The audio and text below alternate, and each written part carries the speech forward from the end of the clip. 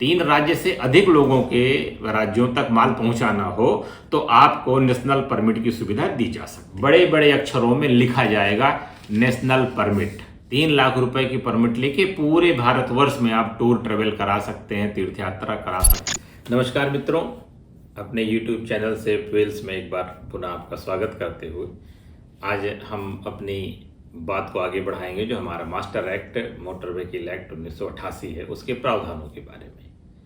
हम लोगों ने इसके पहले कंट्रोल ऑफ ट्रांसपोर्ट व्हीकल्स को बहुत डिटेल से पढ़ा, जिसमें परमिट की व्यवस्था होती है। डिफरेंट प्रकार की परमिटों के बारे में हमने आपसे बातें की। 2 परमिट ऐसी हैं जो बहुत एक्सक्लूसिव हैं, इनका राष्ट्रीय महत्व है, इनका प्रभाव भी दूरगामी होता है। इन दोनों पर पृथक से एक अलग पूरा वीडियो तैयार करने का प्लान करके आज मैं आपके सामने उपस्थित हूँ। और वो दोनों विषय हैं, पहला है ऑल इंडिया ट्रांसपोर्ट परमिट जिसको नेशनल परमिट कहते हैं, और ऑल इंडिया टूरिस्ट परमिट जिसको टूरिस्ट परमिट कहते हैं। ये दोनों बहुत ही महत्वपूर्ण हैं इस विषय में कि इसमें कई राज्यों का समावेशन होता है, इसलिए भारत सरकार इसके नियम स्वयं तय करती है। जैसा मैंने आपसे बताया था परमिट के समय कि किसी भी राज्य द्वारा जो परमिट जारी होता है वो अन्य राज्यों में मान्य होता है, वहाँ पर उनके लोकल टैक्स जमा करने रहते हैं। जैसे पंजाब राज्य में चलने के लिए 5,000 रुपये का लोकल टैक्स जमा कर दीजिए तो उत्तर प्रदेश की परमिट पंजाब राज्य में भी मान्य हो जाएगी। इसी तरह से आप जितने राज्यों में आपको आना जाना हो, व्यवहार करना हो, आप वहाँ राज्यों की अलग अलग टैक्स जमा करके अपनी परमिट को वैलिड करा सकते हैं। लेकिन इससे समस्या ये होती है कि टैक्स का कैलकुलेशन और गाड़ियों के आने जाने का आकलन किया जाना बड़ा कठिन हो जाता है। पता लगा कि आपको कोई कंसाइनमेंट मिल गया और तुरंत उसको आपको हरियाणा भेजना है तो पहले भाग के हरियाणा की परमिट लीजिए, या आपको कोई गुजरात का मिल गया कंसाइनमेंट तो आपके पास गुजरात की, मध्य प्रदेश की परमिट नहीं तो आप परमिट माल नहीं बुक कर सकते हैं, तो आपका व्यापार ठप हो रहा है। तो इसी को देखते हुए सरकार ने नेशनल परमिट का कॉन्सेप्ट लागू किया। नेशनल परमिट में सरकार ने स्पष्ट रूप से कहा कि यदि किसी भी ट्रांसपोर्टर को, ये धारा 88 MB एक्ट कहती है कि यदि किसी भी ट्रांसपोर्टर को 3 राज्य से अधिक, एक अपना राज्य 3 यानी कि 4 राज्य, 3 राज्य से अधिक लोगों के राज्यों तक माल पहुंचाना हो तो आपको नेशनल परमिट की सुविधा दी जा सकती है।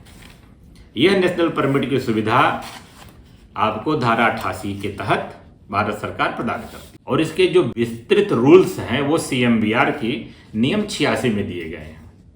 इनका अप्लाई कैसे किया जाएगा, इनके टैक्सेशन कैसे लगाए जाएंगे, इनकी वैलिडिटी क्या होगी, इसी में नियम 88 कहता है कि यह नेशनल परमिट संपूर्ण भारतवर्ष में मान्य होगी। यह नेशनल परमिट संपूर्ण भारतवर्ष में मान्य होगी। और नेशनल परमिट के लिए जो फीस जमा होती है, शुल्क जमा होता है, तो राज्यों ने कहा कि इसमें हमारा नुकसान होगा, हमारे पैसे कहाँ से आएंगे, तो भारत सरकार ने राज्यों और केंद्र के बीच में उस परमिट के शुल्क का वितरण का फार्मूला भी तय कर दिया है कि दोनों के बीच में जो भी फीस जमा होगी उसका वितरण किया जाए। और भारत सरकार का ऑनलाइन पोर्टल इसका मूर्त का है। अभी कल मैं जब अपनी तैयारी के क्रम में विजिट कर रहा था तो वहाँ पे 20 लाख से ज़्यादा ट्रांसपोर्ट व्हीकल्स को परमिट जारी की गई, नेशनल परमिट। आप सोच सकते हैं कि कितना बड़ा मूवमेंट कंसाइनमेंट को लेकर के हमारे यहाँ होता है, जबकि ट्रेनों का कार्गो अलग चल रहा है। तो लगभग 20 लाख से ज़्यादा गाड़ियों को नेशनल परमिट जारी की गई है। इस नेशनल परमिट के साथ कुछ शर्तें दी गई हैं। उन शर्तों को नियम 90 में बहुत विस्तार से बताया गया। इनका कहना है कि कोई भी गाड़ी जो 12 वर्ष से पुरानी है उसको नेशनल परमिट जारी नहीं किया जाएगा। ये सबसे इंपॉर्टेंट चीज है। गाड़ी की फिटनेस बहुत इंपॉर्टेंट है, ताकि किसी दूर दराज के क्षेत्र में जाके गाड़ी ब्रेकडाउन ना हो जाए, वहाँ की लोकल ट्रैफिक को बंद न कर दे, या प्रदूषण के मानकों को पूरा न कर रही हो। तो ऐसे में उन्होंने कहा कि 12 साल से पुरानी हम किसी भी गाड़ी को अलाउ नहीं करेंगे कि वो नेशनल परमिट के लिए दावा करे, क्लेम करे और ले। इसी प्रकार उन्होंने कहा कि नेशनल परमिट देते समय यह ध्यान रखा जाएगा कि जो ड्राइवर के मानक हैं, जैसा मैंने आपसे कहा था ना कि उत्तर प्रदेश मोटरयान कर्मकार अधिनियम के तहत गाड़ी में 2 ड्राइवर होने चाहिए, उन्होंने दूरी तय कर दी कि इतने घंटे और इतने किलोमीटर एक ड्राइवर चलाएगा, फिर दूसरा ड्राइवर चलाएगा, फिर उसके पास खलासी। इन तीनों के पास अपने वैध ड्राइविंग लाइसेंस और कंडक्टर लाइसेंस होने चाहिए, जैसा कि लाइसेंसिंग वाले चैप्टर मैंने आपसे विस्तार में वार्ता की थी। नेशनल परमिट में जो डॉक्यूमेंट्स चाहिए अप्लाई करते समय ऑनलाइन, उसमें है गाड़ी की फिटनेस का प्रमाण पत्र, गाड़ी के बीमा का प्रमाण पत्र, गाड़ी के रजिस्ट्रेशन का प्रमाण पत्र, टैक्स का सर्टिफिकेट कि हाँ आपने टैक्स जमा कर दिया, ऑनलाइन जो भी पेमेंट सिस्टम है, जो भी पेमेंट गेटवे है उनसे आपने उनको जमा कर दिया, और साथ ही साथ भारत सरकार की उस वेबसाइट से या उस पोर्टल से अथराइजेशन, एक लेटर। और ये सारे डॉक्यूमेंट आपके या तो फिजिकल फॉर्म में होने चाहिए, मूल अभिलेख होने चाहिए। आपको मैंने पहले भी बताया था कि एमबी एक्ट में फोटो कॉपी मान्य नहीं होती है। या तो मूल अभिलेख होने चाहिए या इलेक्ट्रॉनिक फॉर्म में डॉक्यूमेंट होने चाहिए, चाहे जैसे कि आपसे डिजी लॉकर में हो या एम परिवहन ऐप में वो सेफ होने चाहिए। तो ये दो कंडीशन है अभिलेखों के मामले में। तो ये जो अभिलेख मैंने आपसे कहा, ये सारे अभिलेख आपके पास मूल प्रपत्र होने चाहिए या फिर डिजिटल फॉर्म में होने चाहिए। ये कहते हैं उपनियम 6 में, vehicle shall be subjected to all local rules और restrictions imposed by state government. यानी कि जैसे मैंने आपसे कहा था यूपीएमबीआर उत्तर प्रदेश मोटर वाहन नियमावली बनी है, उसी प्रकार से हर राज्य की नियमावली बनी है। तो नेशनल परमिट का जो चालक है, धारक है, जब वो दूसरे राज्य में जाएगा तो वह लोकल नियमों का पालन करेगा। लोकल नियम कौन कौन से हैं? जैसे धारा 31 पुलिस अधिनियम के तहत किसी ने नो एंट्री लगाई है तो उसके टाइम का पालन करेगा। कहीं पे डाइवर्जन लगाया गया है तो उसका पालन करेगा। कहीं पे ट्रांसपोर्ट नगर बनाए गए हैं तो माल की लोडिंग अनलोडिंग वहीं करेगा। ऐसा नहीं तो कंसाइनी के घर पे ले जाके माल उतारने लगे और वहाँ सड़क जाम हो जाए। वहाँ का जो पोल्यूशन फिटनेस है वो आपके आरटीओ द्वारा जारी है, तो वहाँ पर उसकी मान्यता उसको आपको ओरिजिनल दिखाना होगा। तो सीधी सी बात है कि जिस राज्य में आप नेशनल परमिट के तहत गाड़ी लेकर जाएंगे वहाँ के स्थानीय नियमों का पालन आपको करना होगा। इसी प्रकार से ये आगे कहते हैं कि the vehicle shall not pick up और set down goods between 2 points situated in the same state. यानी कि माल जहाँ के लिए लदा है आप वहां लेकर सीधे जाएंगे। ऐसा नहीं है कि वहां रास्ते में आप स्टेज कैरेज की तरह माल लगे चढ़ाने उतारने।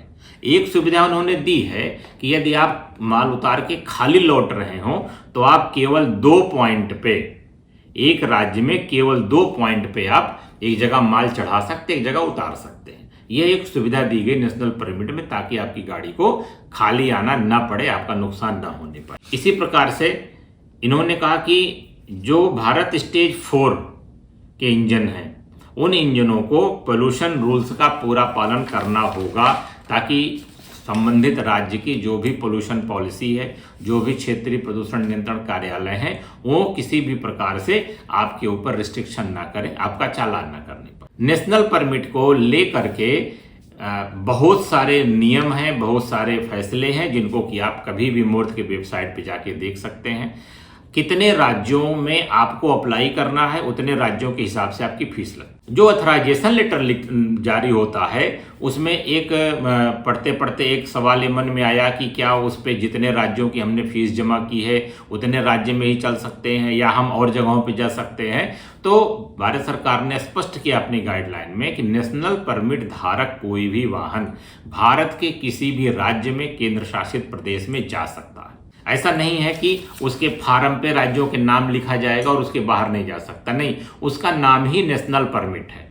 वह नेशनल परमिट जब मिल जाएगी तो भारत के किसी भी राज्य में माल लेकर आ सकता है, जा सकता है, अपना व्यवहार वहां कर सकता है। इसके लिए रूल्स कहते हैं कि गाड़ी का जो फ्रंट है, गाड़ी का जो फ्रंट फेस है उसके ऊपर बड़े बड़े अक्षरों में लिखा जाएगा नेशनल परमिट, और अंग्रेजी के कैपिटल लेटर में N लिखा जाएगा, स्लैश करके P लिखा जाएगा, नेशनल परमिट का शॉर्ट फॉर्म लिखा जाएगा। ये गाड़ी के फ्रंट पे लिखा होना चाहिए कि यह गाड़ी नेशनल परमिट धारण करती है और इसको तब कहीं भी आने जाने की छूट दे दी जाएगी।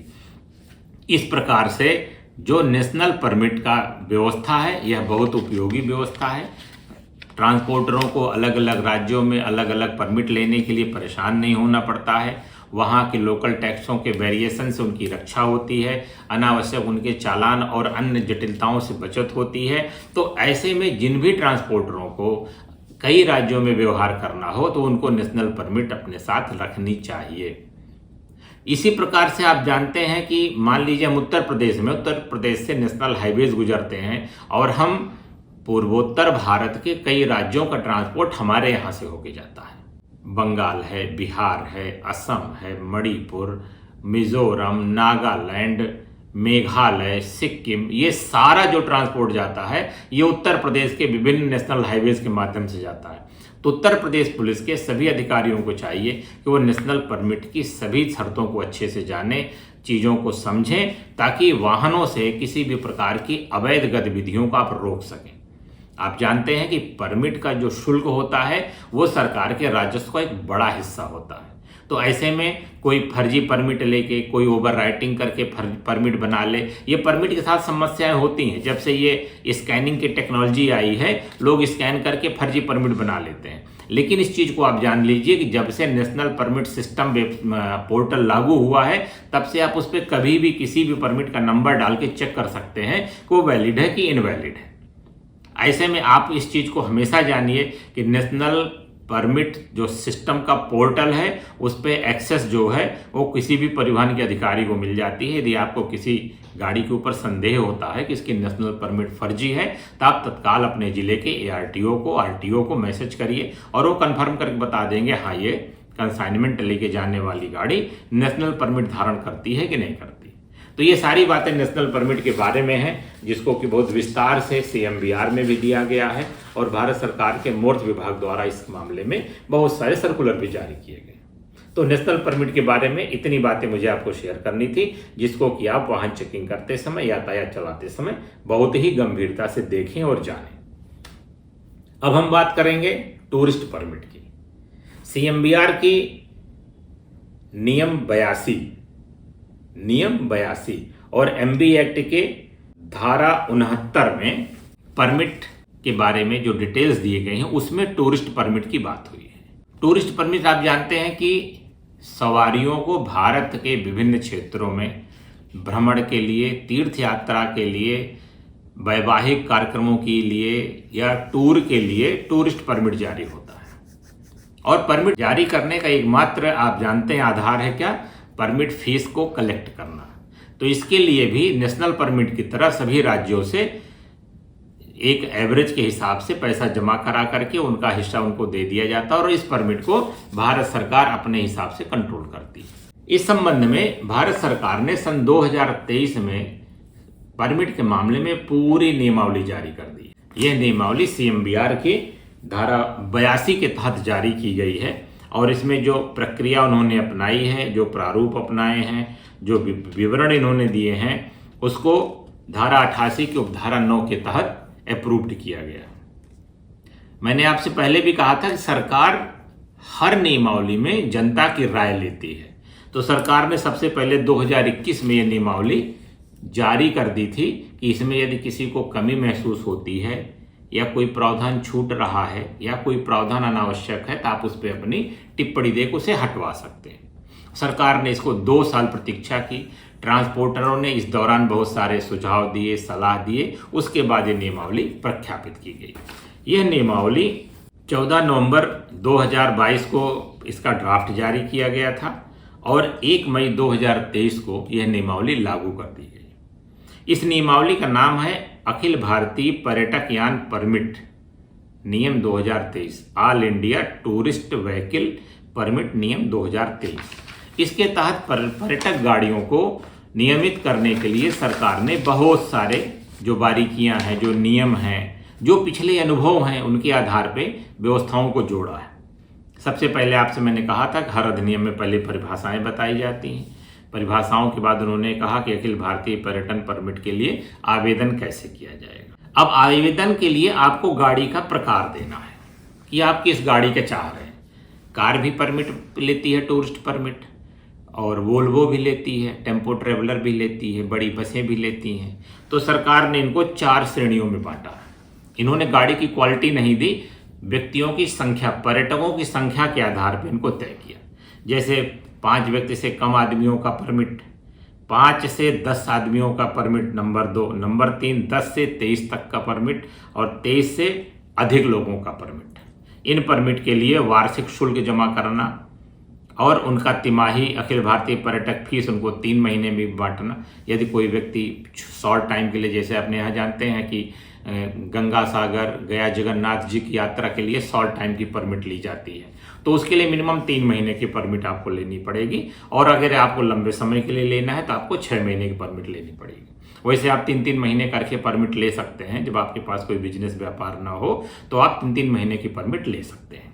जैसे इन्होंने स्पष्ट कहा कि 5 से कम व्यक्तियों की गाड़ी की परमिट 20,000 रुपये वार्षिक है। साल भर की परमिट फीस 20,000 रुपये। इसी प्रकार से 10 व्यक्तियों तक की परमिट 30,000 रुपये, 10 व्यक्ति से 23 आदमियों तक की परमिट 80,000 रुपये और 23 से अधिक व्यक्तियों की जो परमिट है वो 3 लाख रुपए की है। 3 लाख रुपए की परमिट लेके पूरे भारतवर्ष में आप टूर ट्रेवल करा सकते हैं, तीर्थ यात्रा करा सकते हैं, शादी विवाह की बुकिंग में गाड़ी ले जा सकते हैं, स्कूल के टूर ले जा सकते हैं, शैक्षणिक टूर ले जा सकते हैं। ये सारे टूर ट्रेवल आप in all India tourist permit से कर सकते हैं। सरकार ने इस समय एक बहुत अच्छी सी छूट दी है। आप जानते हैं कि क्लीन एनर्जी को बढ़ावा देने के लिए, क्लीन एनर्जी, ग्रीन एनर्जी मतलब सोलर, मतलब ईवी, तो इसको बढ़ावा देने के लिए सरकार ने कहा कि यदि बैटरी से चलने वाला टूरिस्ट व्हीकल है या जो पावर एल्कोहल यूज करता है, उस दिन हमने आपसे कौन सा एक पेट्रोल बताया था, E20 पेट्रोल यदि यूज करने वाला व्हीकल है तो उस व्हीकल को अखिल भारतीय परमिट में किसी भी परमिट फीस को देना नहीं पड़ेगा। यानी कि आप अगर ई गाड़ी को, ई कार है, ई बस है, इसको आप टूरिस्ट व्हीकल के रूप में रजिस्टर कराते हैं तो आपको, जो मैंने पहले आपको फीस बताई है, वो फीस नहीं देनी पड़ेगी। ये सरकार का ईवी पॉलिसी का पार्ट है ताकि हम ईवी वाहनों का प्रयोग बढ़ा सकें। और आप जानते हैं कि पेट्रोल और डीजल पर हमारी निर्भरता ज़्यादा है। इधर देख ही रहे हैं कि दुनिया में दादा बनने वाले 2-4 देश रोज धमकाते ही रहते हैं हमको तेल को लेकर के। तो हम अगर अपने ईवी पे आ जाएंगे तो हम ऐसे गुंडे राज्यों को भी देख लेंगे। बस जनता सहयोग दे तो सरकारें लड़ने को तैयार बैठी हैं। तो ईवी को सरकार ने परमिट से फ्री कर रखा है। सरकार ने नियम 4 में कहा है कि इन गाड़ियों का हम नवीनीकरण कैसे करेंगे। नवीनीकरण करने के लिए सरकार की पूरी प्रणाली है, पूरा सिस्टम बना हुआ है। उसको ऑनलाइन आवेदन करेंगे, जो गलतियां होंगी उनको सुधारने का आपको मौका दिया जाएगा। सारी परमिट इलेक्ट्रिक प्रणाली के माध्यम से प्रदान किया जाएगा। अखिल भारतीय परमिट पोर्टल बना हुआ है, अखिल भारतीय पर्यटक परमिट पोर्टल बना हुआ है। उसमें डिजिटल फॉर्म है, इनको आप भर दीजिए, आपको परमिट जारी हो जाएगी। ये कहते हैं कि सबसे इम्पॉर्टेंट चीज़ है, जिसको मैं फिर आपको दोहरा दूं, कि पर्यटक यान को रजिस्ट्रीकरण की तारीख से 12 वर्ष की अवधि को पूरा करने के पश्चात परमिट नहीं दी जाएगी। ये इम्पॉर्टेंट चीज़ है। 12 साल से पुरानी गाड़ियों को ऑल इंडिया टूरिस्ट परमिट जारी नहीं किया जाएगा। जैसा कि मैंने आपको पहले बताया कि यह सरकार की गाड़ी की फिटनेस, पर्यावरण की सुरक्षा और दुर्घटनाओं से रोकने के लिए। आपने पिछले दिनों देखा होगा सैकड़ों दुर्घटनाएं हुई पर्यटन क्षेत्र में। बाहर से आए हुए पर्यटकों की जान चली जाती है, कभी बस का ब्रेक फेल हुआ, खाई में गिर जाती है, कभी कुछ। तो ये समस्याओं को रोकने के लिए सरकार ने कहा कि हम पुरानी गाड़ियों को लंबी दूरी के लिए अलाउ नहीं करेंगे। इसी प्रकार से उन्होंने दिल्ली के मामले में एक अलग से कॉलम बना दिया है कि दिल्ली राष्ट्रीय राजधानी क्षेत्र में डीजल यान के मामले में उससे पहले रजिस्ट्रीकरण की तारीख से 10 वर्ष तक ही परमिट दी जाएगी। यदि कोई गाड़ी जो पर्यटन करती हुई दिल्ली जाना चाहती है तो उसके लिए यह सीमा 10 वर्ष ही रखी गई है, 12 वर्ष नहीं। उसको 2 साल वहाँ कम मौका मिलेगा, क्योंकि दिल्ली में प्रदूषण बहुत बढ़ रहा है। सरकार उस पर रिस्क नहीं ले सकती। पिछले दिनों आपने देखा है कितना बवाल मचा, माननीय सुप्रीम कोर्ट तक को हस्तक्षेप करना पड़ा। जनहित का मुद्दा भी था, जनता की बहुत गाढ़ी कमाई की गाड़ियों को हम कंडम घोषित कर दे रहे थे। पर्यावरण का भी मुद्दा था जिससे पूरी की पूरी दिल्ली त्रस्त है। तो राष्ट्रीय राजधानी क्षेत्र का जो वायु गुणवत्ता आयोग है उसने इन सब चीज़ों के देखते हुए इसको रोक लगाई थी, लेकिन माननीय सुप्रीम कोर्ट ने इस पर मानवीय दृष्टिकोण अपनाते हुए इसको अभी स्थगित कर रखा है कि नहीं, इसको तत्काल लागू नहीं किया जाएगा। इसीलिए जो पर्यटन वाहन है उसमें दिल्ली के लिए 10 वर्ष का ही है। इसी तरह से नियम 5 कहता है कि जो फीस इकट्ठा की जाएगी उसको राज्यों और केंद्र के बीच में बांटा जाएगा। उसका उन्होंने फार्मूला तय कर रखा है और उसी फार्मूले के हिसाब से राजस्व का बंटवारा होगा ताकि किसी के हित प्रभावित ना हो। क्योंकि जो ज़्यादा टूरिस्ट वाले प्रांत हैं वो कहेंगे कि हमारा नुकसान हो रहा, हम अपने यहाँ परमिट देते तो हम ज़्यादा फीस पाते, तो उसका उन्होंने बंटवारे का फार्मूला सर्वसहमत से जारी किया है। परमिट का विस्तार और विधिमान्यता जो बड़ी महत्वपूर्ण चीज़ है, जिसके लिए हम लोग अक्सर देखते हैं कि ये गाड़ी अन्य राज्यों में जाती है, पकड़ ली जाती है। कुछ राज्य ऐसे हैं जो दूसरे राज्य की गाड़ी का नंबर देखते ही एकदम टूट पड़ते हैं उनके ऊपर। उनका परिवहन विभाग भी, पुलिस विभाग भी, ट्रैफिक वाले भी सब टूट पड़ते हैं बाहर अदर राज्य की गाड़ी देखते हुए। तो ऐसे में इस सब चीज़ों के लिए सरकार ने स्पष्ट कर दिया नियमावली के नियम 6 में कि अखिल भारतीय पर्यटक परमिट संपूर्ण भारत क्षेत्र में विधिमान्य होगा। जम्मू कश्मीर से लेकर के कन्याकुमारी तक, गुजरात से लेकर के नागालैंड तक ये पूरी तरह से विधिमान्य होगा। इसकी वैधता पे आप सवाल नहीं उठा सकते हैं। इसी प्रकार से ये कहते हैं कि अखिल भारतीय पर्यटक परमिट या तो मूल रूप में रहेगी या फिर वो इलेक्ट्रॉनिक प्रारूप में रहेगी। ये सभी अभिलेखों के लिए लागू हो गया है।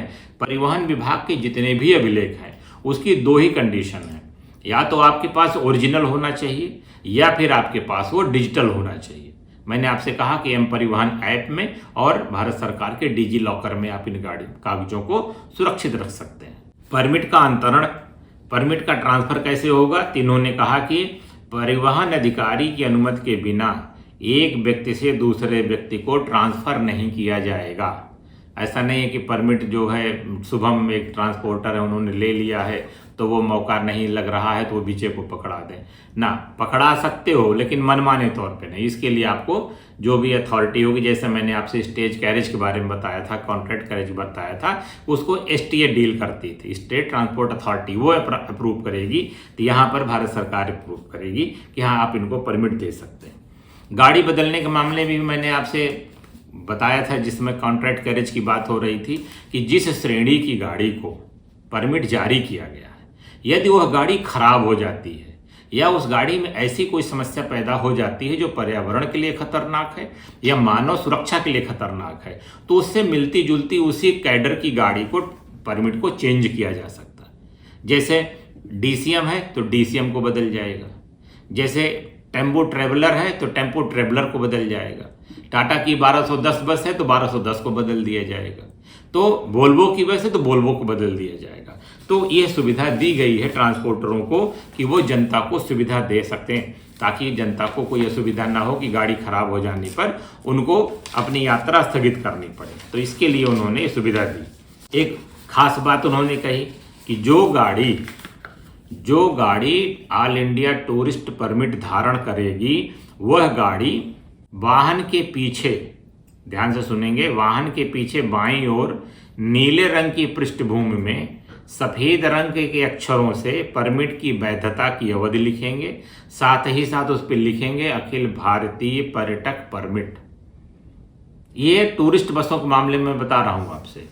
बस के पीछे बाईं तरफ एक सीमित आकार का चौकोर वर्ग बना के नीले रंग से उसको पोतेंगे और उसके ऊपर सफेद रंग से लिखेंगे ऑल इंडिया टूरिस्ट परमिट और नीचे लिखेंगे वैलिडिटी कब से कब तक की है, ताकि सड़क पे चेक करते समय या गाड़ी चलाते समय हर व्यक्ति को पता रहे कि टूरिस्ट व्हीकल है, ताकि व्यक्ति उसी हिसाब से अपने डिस्टेंस मेंटेन करेगा, उसी हिसाब से उनको रोकेगा, इसी हिसाब से उनका डाइवर्जन कराया जाएगा। एक इम्पॉर्टेंट चीज़ है जो इस नियमावली के नियम 10 में दिया गया है और CMVR के नियम 85 में दिया गया है। ये कहते हैं कि अखिल भारतीय पर्यटक परमिट के अधीन चलने वाले पर्यटक वाहन को इलेक्ट्रॉनिक प्रारूप में या वास्तविक रजिस्टर में पर्यटकों की सूची रखनी होगी। ये इंपॉर्टेंट चीज़ है। अक्सर एक्सीडेंट हो जाता तो वहाँ कोई नाम बताने वाला नहीं मिलता है कि कौन कौन व्यक्ति हैं जिनकी दुर्घटना में मृत्यु हो गई है। फिर उनके परिजनों तक उन शवों को पहुंचाने में, पोस्टमार्टम कराने में, विधिक सहायता देने में, आर्थिक सहायता देने में बहुत अड़चनें आती थीं। इसलिए सरकार ने नियमावली में स्पष्ट कर दिया, या तो डिजिटल रखिए या रजिस्टर में रखिए। उसमें पर्यटक का नाम, उसकी आय, उसका मोबाइल नंबर, उसका अस्थायी पता, उसका कॉन्टैक्ट नंबर, उसके सेकंड कॉन्टैक्ट नंबर, जिससे कि आकस्मिकता में संपर्क किया जा सके। तो ये डाटा उनको रखना होगा। और एक सबसे सावधानी जो सरकार ने इस नियमावली में बदली है, नियम 10 के उपनियम 3 में कहते हैं कि यह सूची टूरिस्ट ट्रांसपोर्टर किसी व्यक्ति या संगठन को कभी नहीं देगा। यानी कि आपका डाटा सेफ रखेगा। ऐसा नहीं कि उसके पास डाटा आ गया और वो मोबाइल कंपनियों को, एडवर्टीजमेंट कंपनियों को, अमेजन कंपनियों जैसे लोगों को बेच दे। नहीं तो उसके ऊपर डाटा सुरक्षा संबंधी जो भी कानून है सारे लागू किए जाएंगे। तो इस चीज़ को सभी को ध्यान रहो, सभी को जानकारी हो कि कोई भी व्यक्ति पर्यटकों की सूची जिसमें उसका व्यक्तिगत विवरण दर्ज है उसको किसी भी संगठन या संस्था को बेचेगा नहीं। बाकी सरकार के पास नियम 11 में वो शक्तियां मौजूद हैं कि वो जब चाहे निश्चित आधार पर परमिट को रद्द और निलंबित कर सकता है। इन्होंने कहा कि ये परमिट धारक यदि नियमों और अधिनियमों का उल्लंघन करता है या परमिट के अधीन आने वाले वाहन के मालिक ने गाड़ी को बेच दी है या परमिट लेते समय कोई झूठी सूचना दे करके, कपट या विप्रदेशन करके आपने परमिट प्राप्त कर लिया है, या परमिट जो गाड़ी का मालिक है वो विदेशी नागरिकता ग्रहण कर लिया है, तो वह परमिट अपने आप रद्द हो जाएगी। इस प्रकार से जो टूरिस्ट परमिट की गाड़ियां हैं उनको सरकार ने नियमित करने के लिए इस प्रकार से इस नियमावली को 2023 में जारी किया। देश में पर्यटन एक बहुत बड़े उद्योग के रूप में बढ़ रहा है और उसी के साथ ही सड़कों पर वाहनों की संख्या बढ़ रही है। तो सरकार ने पर्यटन गाड़ियों की सुरक्षा सुविधा, पर्यटकों की सुरक्षा सुविधा के लिए इस तरह की नियमावली को बनाया है, जारी किया है, ताकि व्यवस्था में पारदर्शिता बनी रहे और सरकार को मिलने वाले राजस्व में किसी भी प्रकार का घपला न होने पाए और कोई भी अवैध वेंडर, अवैध ट्रांसपोर्टर गाड़ियों में टूरिस्टों को लेके आने जाने के साथ ही सड़क दुर्घटना में उनकी जान को दांव पे न लगाए और उनकी जान को जो खतरा हो तो उसके बाद सरकार उन पे राहत और बचाव के कार्य कर सके। तो ये टूरिस्ट परमिट के बारे में सरकार द्वारा जो नए नियम लागू किए गए हैं उसको मैंने आप तक पहुंचाया है। जो भी हमारे प्रवर्तन एजेंसियां हैं, प्रवर्तन में लगे हुए जो हमारे उप निरीक्षक गण हैं, जो भी राजपत्रित अधिकारी हैं, उनको जानना चाहिए कि हर चीज से अपडेट रहें। सरकार ने 2023 में ये नियमावली जारी कर दी है। इसके पहले ये नियम 1993 में जारी किए गए थे, फिर सरकार ने 23 में इनको अपडेट कर दिया है। तो कृपया इन नियमों को जानें। इन नियमों को जानने के साथ ही, चूंकि विशेषकर मैं उत्तर प्रदेश के बारे में बताऊंगा, अयोध्या, मथुरा, काशी, प्रयागराज, श्रावस्ती, गोरखपुर जैसे क्षेत्र पर्यटन के क्षेत्र में बहुत तेजी से आगे बढ़ रहे हैं। यहाँ पर डे हजारों गाड़ियाँ आ रही हैं और इन गाड़ियों के साथ जिम्मेदारी भी आ रही है और सरकार के राजस्व का भी बहुत बड़ा हिस्सा इनके ऊपर निहित रहता है। तो कोई भी ऐसा पर्यटन के टूर ऑपरेटर जो होते हैं वो ऐसी गाड़ियां न चलाने पाएं जो नियम विरुद्ध हों, अनुमन्य न हों और इनसे दुर्घटना होने के बाद पर्यटकों के जीवन खतरे में हो, उनकी सुरक्षा खतरे में। तो बने रहिए हमारे साथ। MB act 1988 master act of transport के संबंध में जो निर्वचन चल रहा है उसमें मैं आप तक वो सारी चीज़ों को पहुंचाता रहूंगा जो परिवर्तन कार्य के अलावा एक ट्रांसपोर्टर के रूप में भी आपके उपयोग में आने वाली है। तो बहुत बहुत धन्यवाद। हमारे नारा और हमारा साथ दीजिए। सड़क सुरक्षा जीवन रक्षा, सर सलामत तो सब सलामत।